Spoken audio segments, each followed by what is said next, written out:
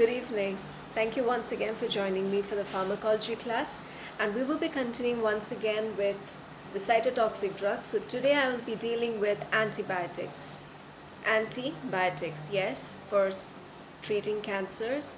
We will be administering antibiotics also along with the other drugs in order for a very good effect. Now, why do we go for antibiotics? We know that antibiotics will be given mainly for a preventive aspect so that patient doesn't get any infection after following surgery, or even it can be used as a treatment for certain infections. But here there is a separate, or there is another important use why we go for administering antibiotics in case of anti-cancer treatment. Now, antibiotics, as we know, it is obtained from microorganisms, and also they have a prominent anti-tumor activity. Prominent anti-tumor activity. Now, how do they act, or how do they go for carrying out its particular function? What it does is, practically all of them, they are going to intercalate between DNA. Now, I want to tell you what do we mean by intercalation of DNA.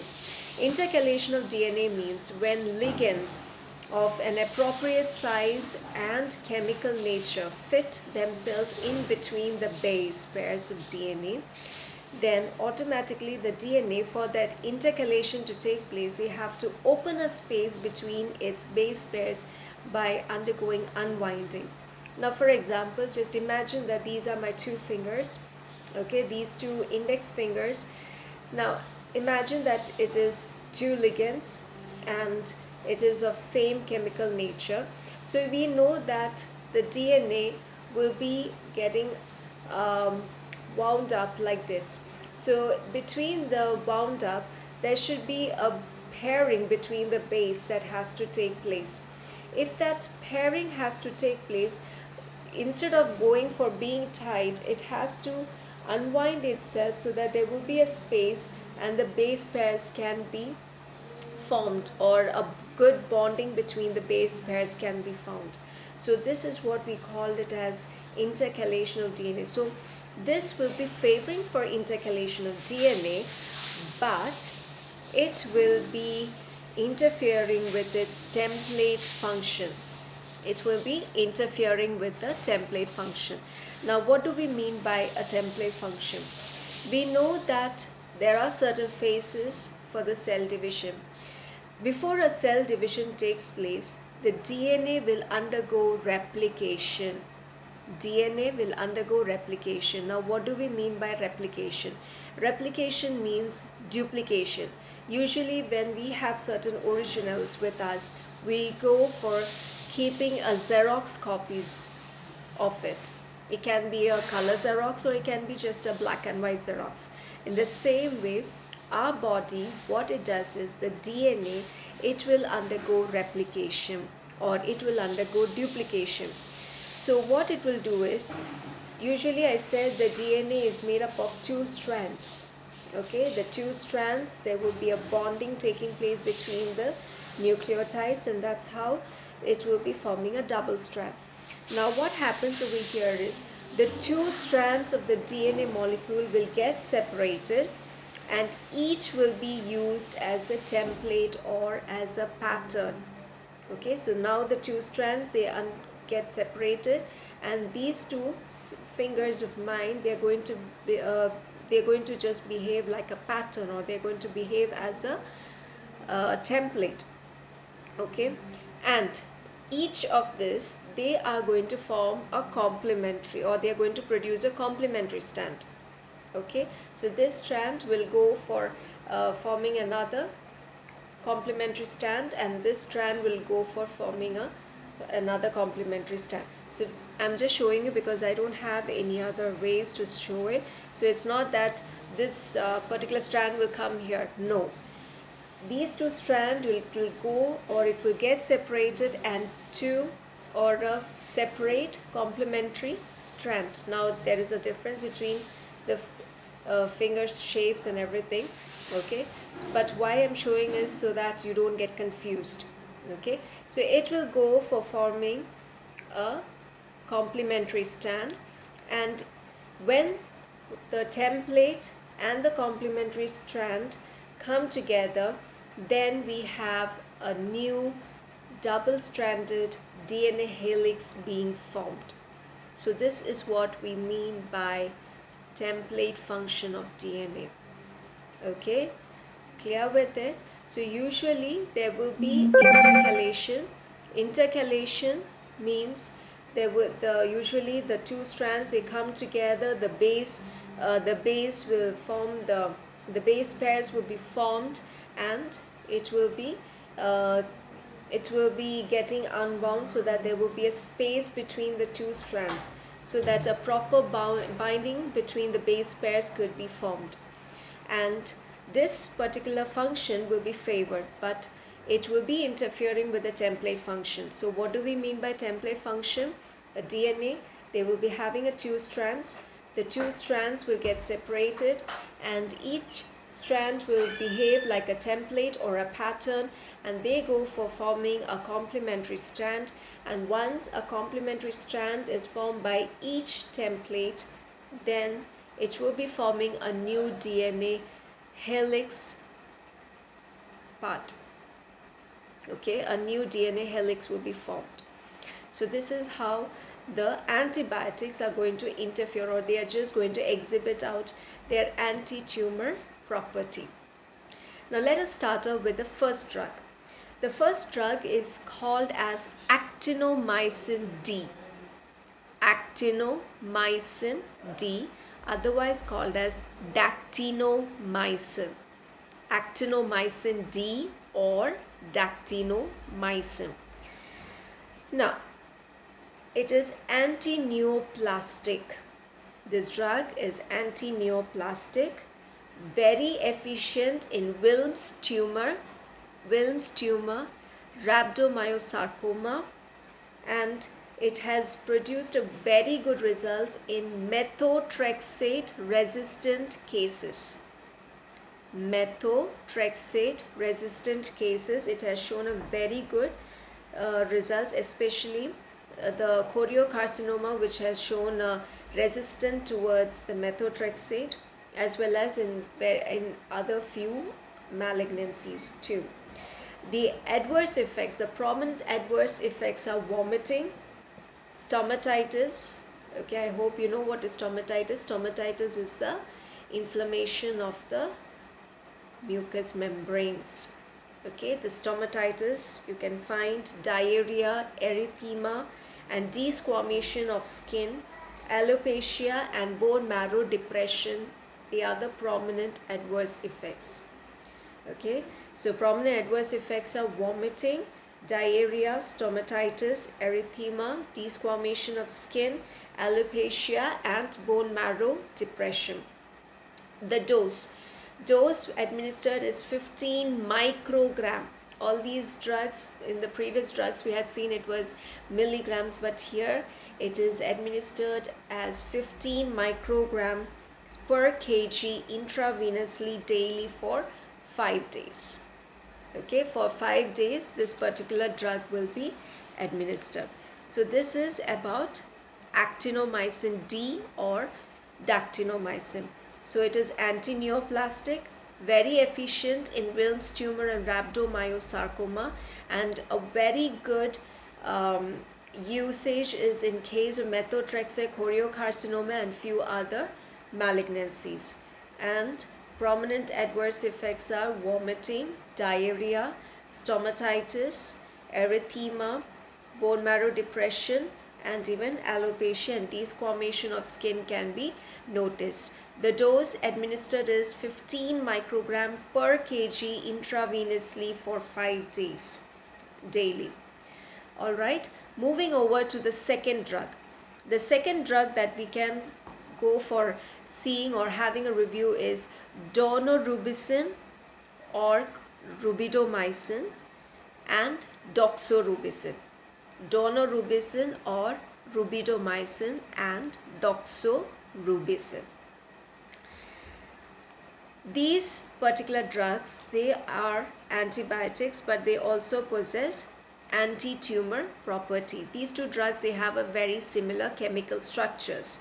Okay, but daunorubicin is limited only in case of acute leukemia. Okay, daunorubicin is very much, its usage of daunorubicin is limited only in case of acute leukemia. Doxorubicin is very effective in case of solid tumors. I repeat, daunorubicin is very effective only in case of acute leukemia, whereas doxorubicin is very effective in case of solid tumors. Now, what these particular drugs, they are able to do is they cause breaks in the DNA strand. Breakage of DNA strand will be carried out by activating topoisomerase 2, and they release out quinone free radicals. Alright, this daunorubicin and doxorubicin, they cause breakage in the DNA strand and they release these quinone free radicals by activating or by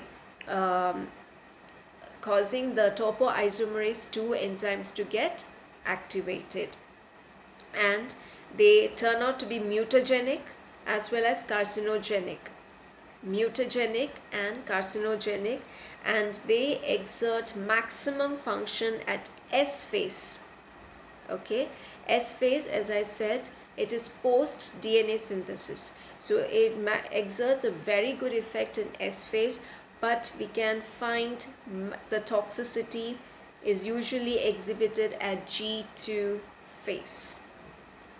G2 phase, the particular toxicity will be done.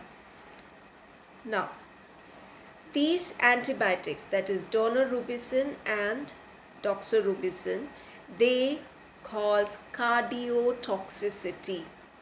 Cardiotoxicity, and that is a unique adverse effect of it. Daunorubicin and doxorubicin, they cause cardiotoxicity. That is a prominent adverse effect of it, and you can understand this cardiotoxicity when you detect ECG changes. There can be chances of arrhythmias and even hypotension, and these, what I said, like ECG changes, arrhythmias, and even this hypotension, these could be reversed back. So we say these are reversible form.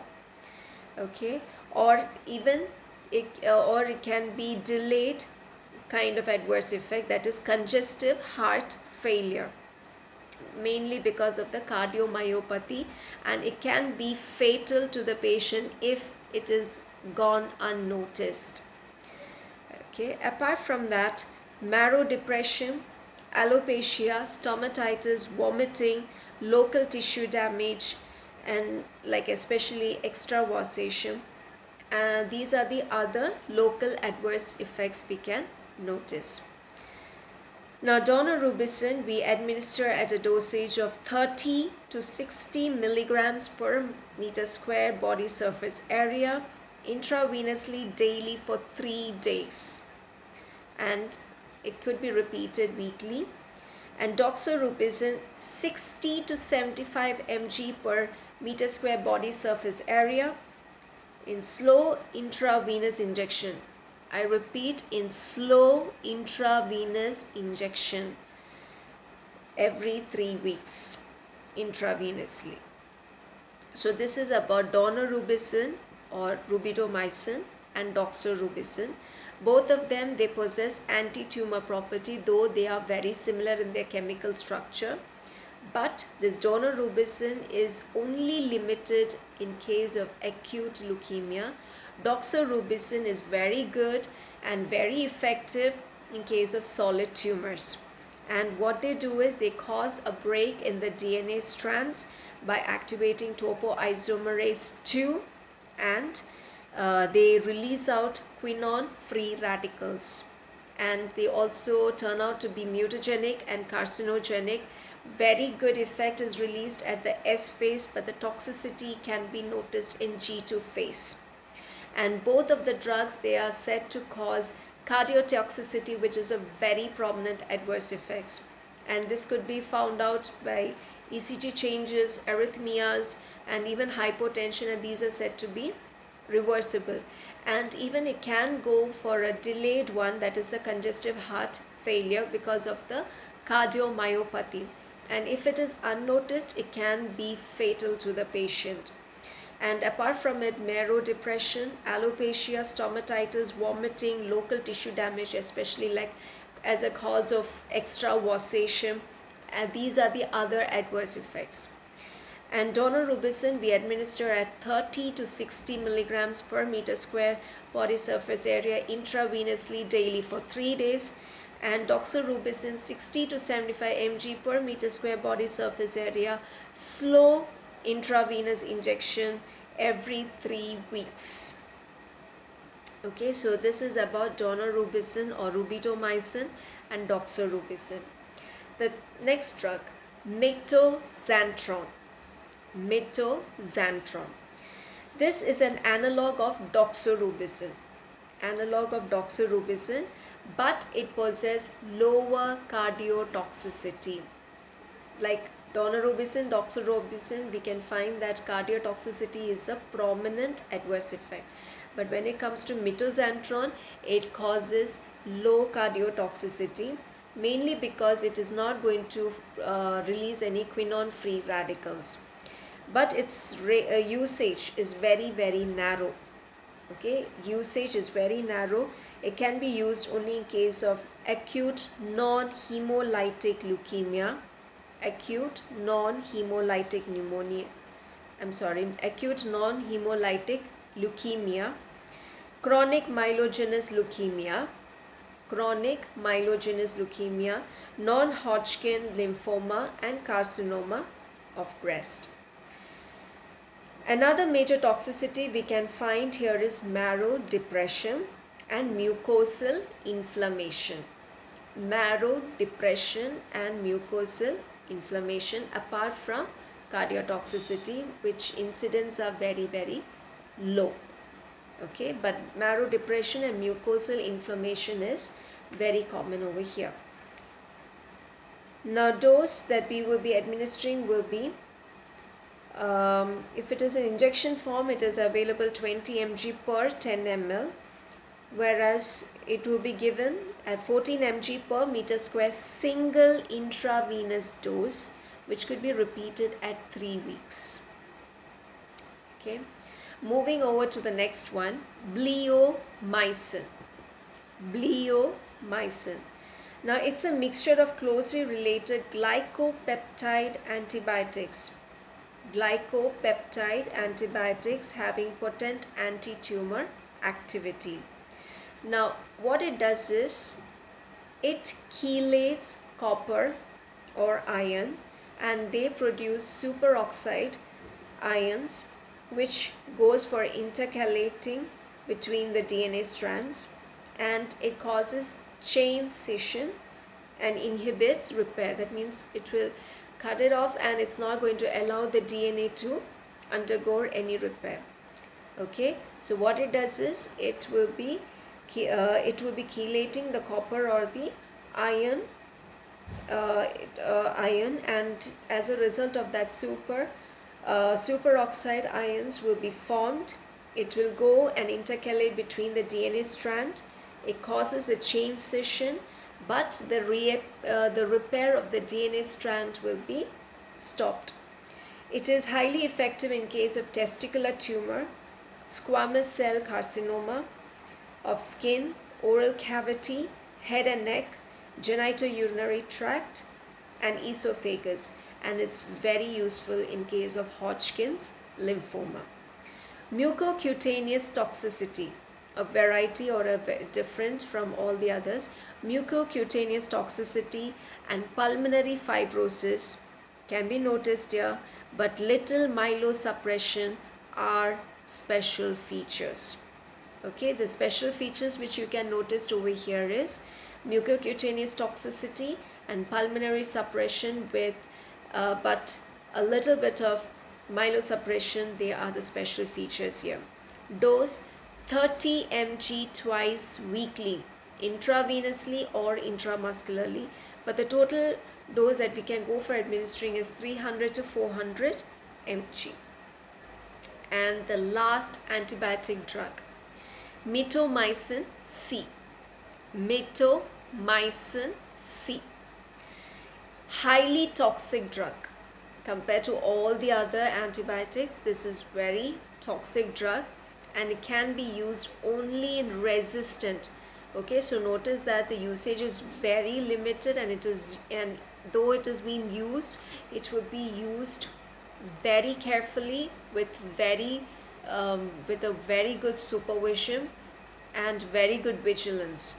Okay, so it is used only in case of resistant cancers of stomach, cervix, colon, rectum, bladder. Okay, so it is used in resistant cancers of stomach, cervix, colon, rectum, bladder. It is transformed intracellularly.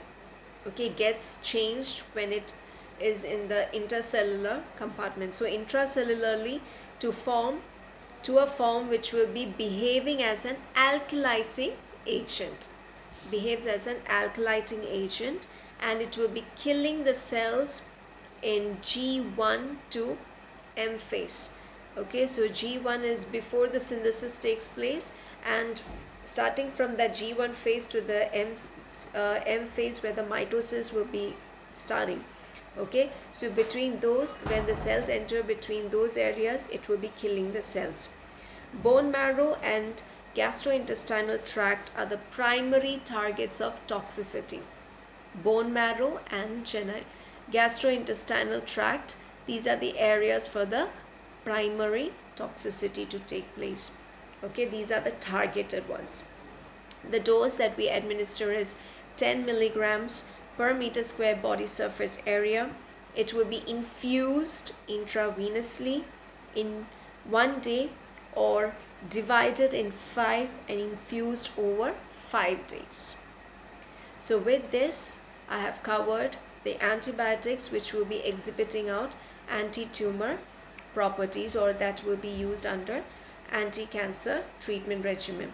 So they are, once again I say, it is actinomycin D, otherwise called as a dactinomycin, daunorubicin or rubidomycin and doxorubicin, mitoxantrone, bleomycin and mitomycin C. I hope you have understood the antibiotics which are used under cytotoxic drugs. I hope it has been useful for you. Thank you so much once again for joining me, and in the next class I'll be dealing with miscellaneous cytotoxic drugs. Thank you so much. Take care of yourself. Good night.